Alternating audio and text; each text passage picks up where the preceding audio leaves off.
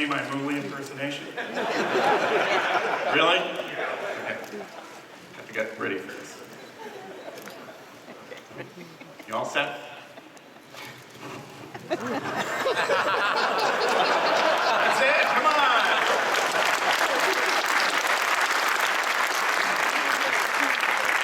I don't know how many hours I practiced that. Okay. Lose the chapeau here. I don't know. We'll toss it to the camera crew. Thanks, everybody. Anyway, thank you. Welcome to day 3. Most of all, thanks for sticking around.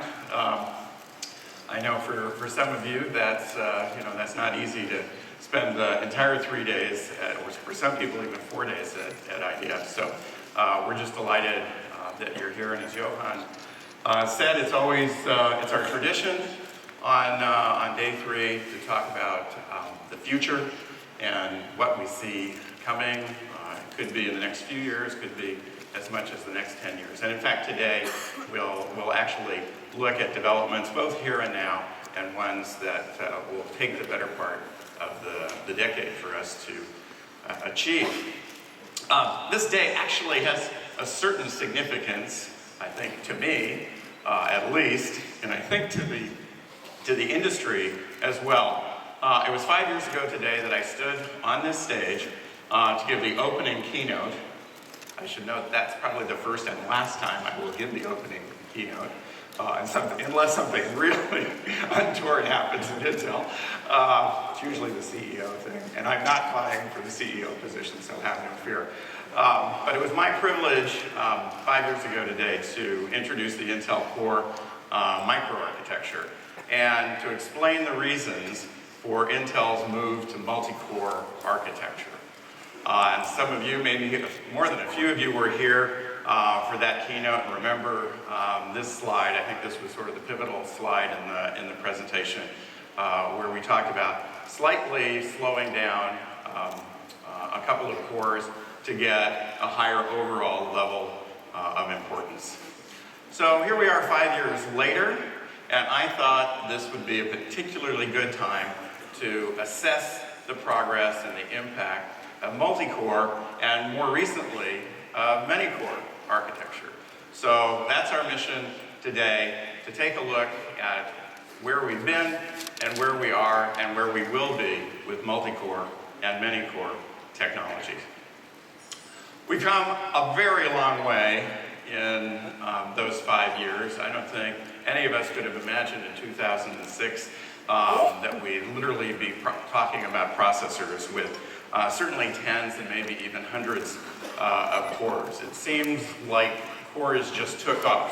2 cores begat 4 cores, and 4 cores begat 8 cores, and now we're already just beginning the age of many core processors with many, many more cores to come.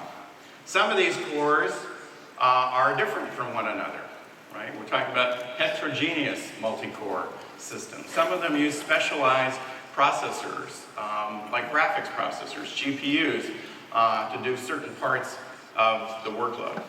But soon, Intel will introduce its first general purpose many-core product, and that will literally have many tens of cores. This will be called Knight's Corner. It's part of the Knight's architecture family, and it implements our many integrated core architecture, what we call the Mike architecture. We're already out in the field with our many-core software development vehicle. That's Knight's Ferry. I'm sure some of you actually have Knight's Ferries in your lab and are getting the opportunity to take the architecture for a bit of a spin. So far, people are reporting great results, and most importantly for us, an easy transition from multi-core to many-core software. And that's fundamental to the Knight's family and the Mike architecture, is to deliver a very consistent programming model. If you're familiar with programming, let's say Xeon cores, it's a very easy step to programming the Mike cores. It's the familiar memory model the familiar instruction set, albeit enhanced with some extraordinary amount of floating point power. I'll actually show you an example of that in just a moment. We've got a couple of nice Very systems behind me, and we'll talk about that in some detail. We also launched, the middle of the last decade, our TerraScale research program, and that's been a very active effort, I'm sure, as a number of you know, and it's really there to help us chart the course to higher and higher levels of parallelism.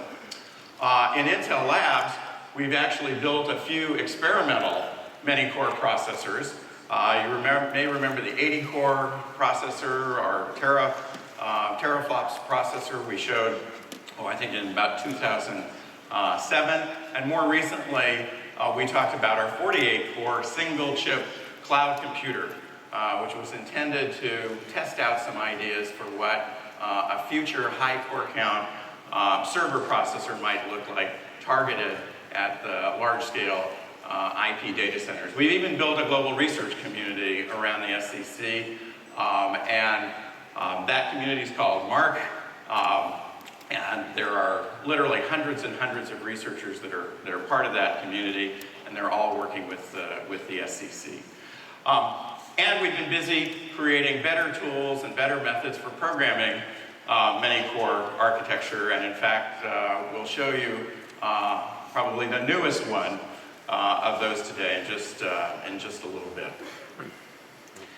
What we're seeing in the lab, and this is research that we've done in our parallel research laboratory within Intel Labs, we've looked really at a very large number of problems that cross entirely different domains of computing.